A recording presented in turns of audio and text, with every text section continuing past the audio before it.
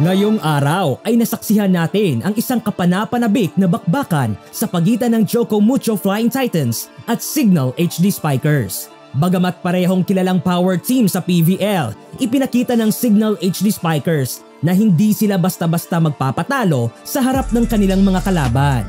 Sa unang set pa lamang, mabilis na umarangkada si MJ Perez para sa Signal HD Spikers. Kitang-kita ang kanyang determinasyon at husay sa bawat atake na tila isang machine sa court.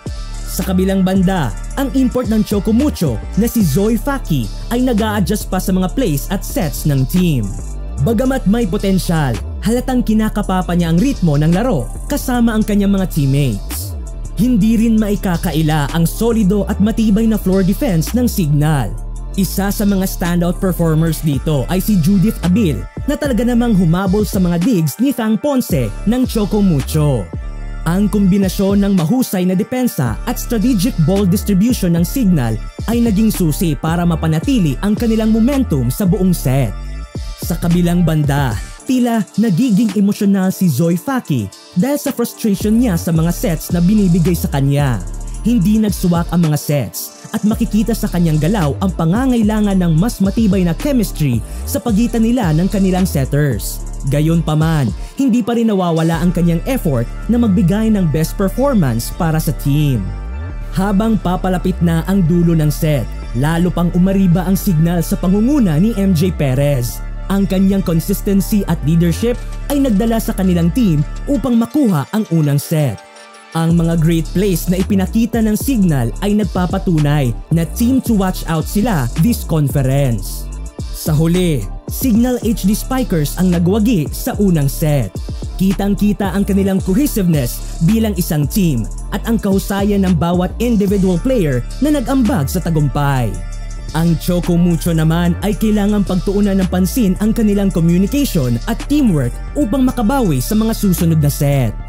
Sa pagpasok ng ikalawang set, mas maayos na ang performance ng Choco Mucho Flying Titans. Kitang-kita ang kanilang determinasyon at mas nagiging cohesive ang kanilang galaw. Ngunit sa kabila ng kanilang pagbangon, nahirapan pa rin sila sa conversion ng points. Maraming pagkakataon na hindi nila nakakapitalize ang kanilang mga plays, dahilan para hindi tuluyang makahabol sa kanilang kalaban. Samantala, nanatiling well-organized ang plays ng Signal HD Spikers. Ang kanilang solidong execution at strategic ball distribution ay nagdulot ng kalituhan sa floor defense ng Choco Mucho. Hindi basta-basta nakaporma ang Choco Mucho sa kanilang depensa dahil sa mabilis at calculated na galaw ng Signal. Patuloy na naging consistent si MJ Perez para sa Signal, hindi lamang sa puntos, kundi pati na rin sa moral ng team. Siya ang nagiging pangunahing motivator. Ang kanyang presence sa court ay nagbibigay ng lakas ng loob at kumpiyansa sa kanyang mga teammates. Sa latter part ng set, lalo pang uminit ang laro ni Perez. Ang kanyang mga atake at blocks ay naging instrumental upang maipanalo ng Signal ang ikalawang set. Sa huli, muling naipakita ng Signal ang kanilang dominance at hawak na nila ang dalawang set laban sa Choco Mucho. Set 3, opensa ng Signal, errors ng Choco Mucho. Sa ikatlong set, tuluyang pinatunayan ng Signal HD Spikers ang kanilang dominance sa laro.